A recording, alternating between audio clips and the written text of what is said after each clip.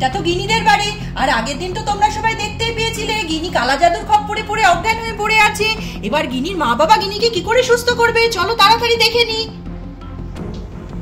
দেখতে দেখতে বাইরে থেকে চিৎকার চেঁচামেচি শুনে গিনির ঠাম্মিও তো চলে এসেছে বাড়ির উঠোনে। ও বৌমা, তোমরা এত চিৎকার চেঁচামেচি করছো কেন? আমার তো চিন্তায় ঘুম আসছিল না, ছুটতে চলে এলাম। হয়েছেটা কি? ও বাবা, ওদিকে তো দিদি ভাই আবার উল্টে পড়ে আছে। হয়েছে কি গো? তোমার চোখে মুখে জল। আরে বলো আমাকে। মার বলবেন না, গিনিকে মনে হয় কালা জাদু বশ করেছে। গিনি আকাশে উঠছিল, কিরকম একটা করছিল, শূন্যে উড়ে যাচ্ছিল। আমি তো ওকে কত ডাকলাম, আমাকেও চিনতে পারছে না। তারপরে জোরে যেই চিৎকার করেছি মা, ও তখন অজ্ঞান হয়ে পড়ে আছে। আমার তো কিচ্ছু মাথা কাজ করছে না। আপনার ছেলেও তো কিছু ব্যবস্থা করতে পারছে না। আমি কি করব মা? আমার মেয়েকে আবার ফিরে পাবো তো? আরে দাঁড়াও দাঁড়াও, আগে ভালো করে শুনে নি। শান্ত হও শান্ত হও। এসব ঘটলো কি করে? ও মা, আবার ওখানে কি একটা পড়েও আছে। এই তো, হ্যাঁ হ্যাঁ হ্যাঁ, এইভাবেই তো কালা জাদু করিস, আমিও শুনেছি। আচ্ছা আচ্ছা, আমি বড় কাকাকে বলছি, তুমি চিন্তা করো না, তুমি শান্ত হও তো। ও মা, কিছু তো একটা বলো, কি করা যায়? আমাকে এইরকম ভাবে ডেকে নিয়ে এসছে, আমি কি করি বলো তো? আমি তো কিছুই জানি না, আমি এই জিনিস প্রথম দেখছি। আমি তো নিজেও ঘাবড়ে গেছি। কি করে কি এই কালা জাদু আমি কোনোদিন দেখেই নি। তুমি কি কিছু জানো? আরে শোন শোন, সব শান্ত হ। জানবো না কেন?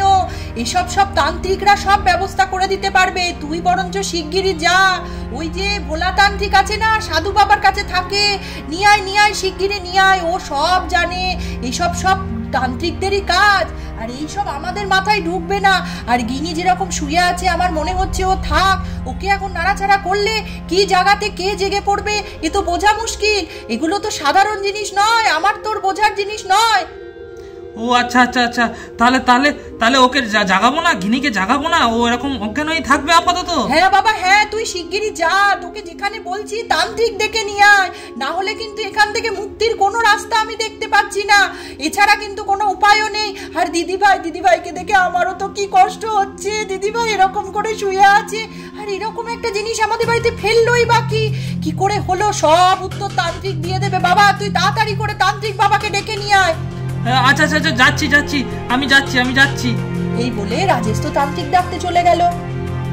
এ বাবা, হঠাৎ করে তো গিনি তো আবার নড়াচড়া করতে শুরু করে দিয়েছে, আর বিকট আওয়াজও করছে।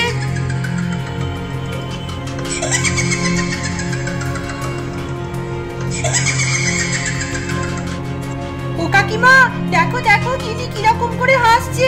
গিনি তো মনে হচ্ছে পুরোই ভূত হয়ে গেছে। ওকে আমরা কি করে ফেরত পাবো?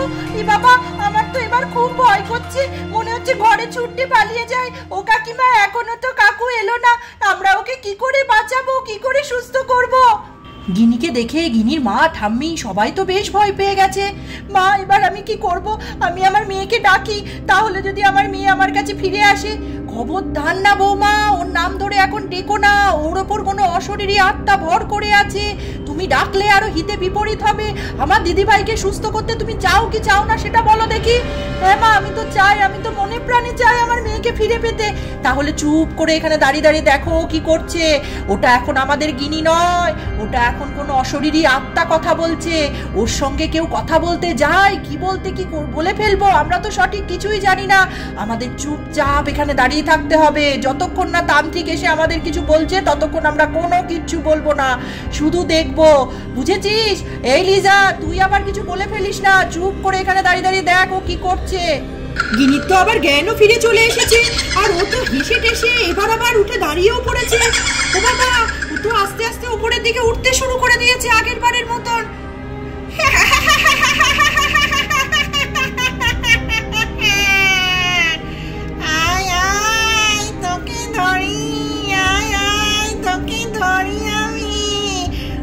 চল আমার সঙ্গে কত খেলা করবি।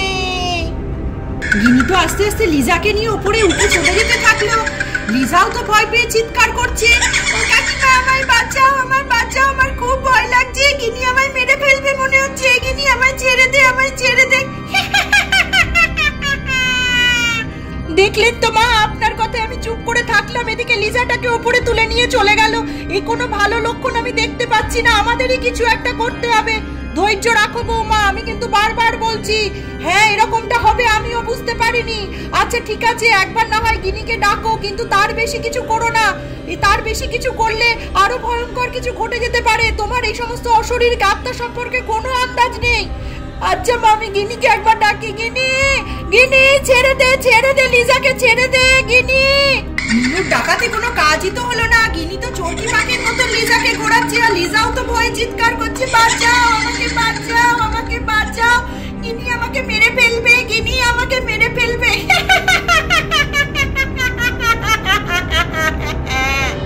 যা, তোকে ফেলে দিলাম। দেখতে দেখতে রাজেশ তো তান্ত্রিক নিয়ে বাড়িতে চলে এসেছে। আসুন বাবা, আসুন আসুন আসুন, এই দেখুন এই কি অবস্থা।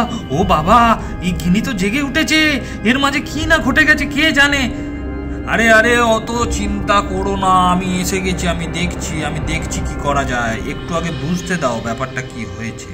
হ্যাঁ হ্যাঁ হ্যাঁ, একটু দেখুন। আচ্ছা, তাহলে এই ব্যাপার, এই কুশ পুতুলটাকেও এইখানে ফেলে রেখে গেছে। তাহলে এইটা দিয়েই ওকে শায়েস্তা করতে হবে, কাঁটা দিয়ে কাঁটা তুলতে হবে। দাঁড়ান, দেখছি কি করা যায়। তান্ত্রিক তো পিন ফোটানো পুতুলটাকে আস্তে আস্তে তোলার জন্য এগিয়ে গেল। আয় দেখি, এই তো পেয়েছি। এইবার ওকে শায়েস্তা আমি ঠিক করে ফেলবো। আয় আয় আয় দেখি। তান্ত্রিক পিনটা খুলতেই এদিকে তো গিনি ছটফট করতে শুরু করে দিল।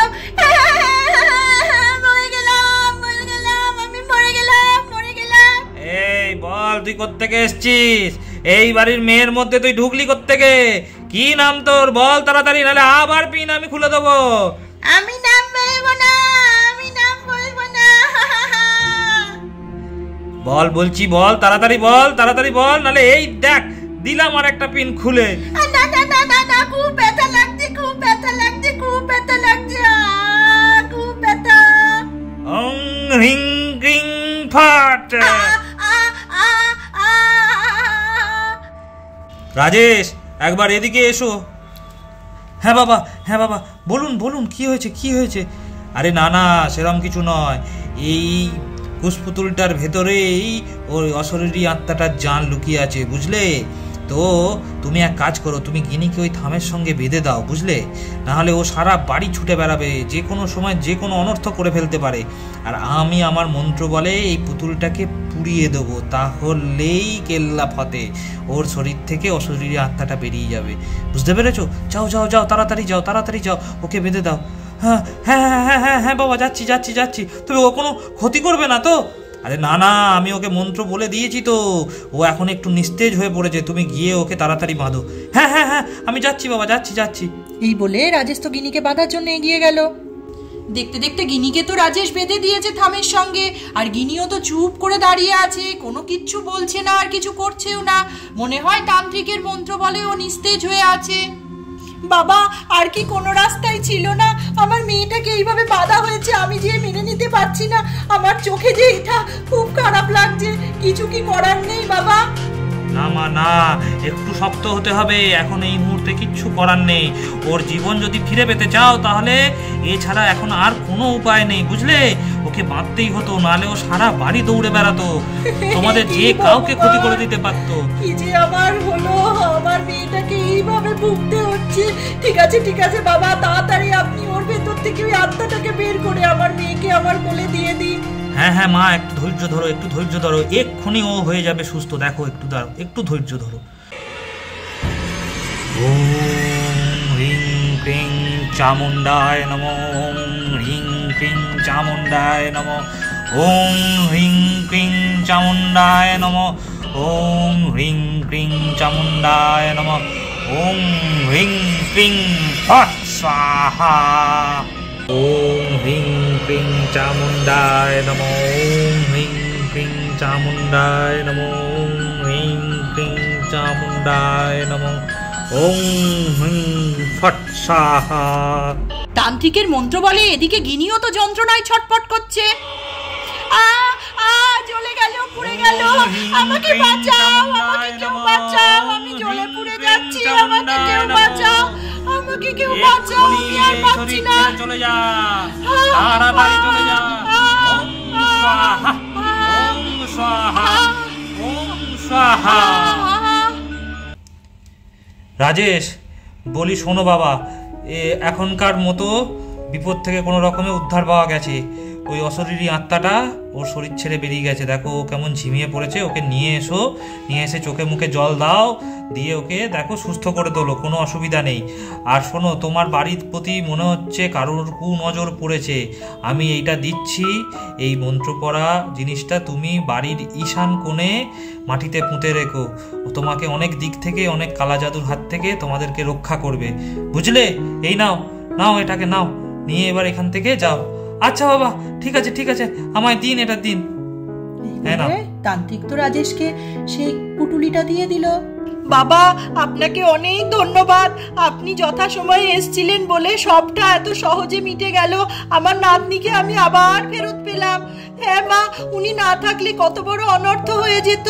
আমার মেয়েটা আবার সুস্থভাবে এসে গিয়েছে আমার কাছে। আমার খুব আনন্দ হচ্ছে। মা, আমার শরীরটা একদম ভাল লাগছে না, আমার খুব খিদেও পেয়েছে আর শুতে ইচ্ছা করছে। তাড়াতাড়ি আমাকে কিছু খেতে দাও না মা, আমি তাহলে একটু ঘুমাবো। আমার খুব ঘুম পেয়েছে মনে হচ্ছে। এই দেখো মা, তোমার মেয়ে তোমার কাছে খেতে চাইছে, শুতে চাইছে। তোমার মেয়ে এখন থেকে সম্পূর্ণ বিপদ মুক্ত। যাও যাও যাও, ওকে নিয়ে যাও, ঘরে নিয়ে যাও, ওকে খাইয়ে দাইয়ে একটু শুয়ে দাও। ওর উপর দিয়ে তো অনেকটা ধকল গেছে না? তাহলে দেখতেই পেলে বন্ধুরা, গিনির ওপর যে কালা জাদু হয়েছিল আর যে অশরীরী আত্মাটা ভর করেছিল, সেটাকে তো সম্পূর্ণভাবে বিপদ মুক্ত করে দিল তান্ত্রিক তার মন্ত্র বলে। এরকমই আরো সুন্দর সুন্দর, আরো রোমাঞ্চকর ভিডিও দেখতে হলে অবশ্যই চ্যানেলটিকে এক্ষুনি সাবস্ক্রাইব করে দাও। আর ভিডিওটি ভালো লাগলে লাইক কমেন্ট করতে একদম ভুলবে না। আজকের মতন এটুকুই, টাটা বন্ধুরা।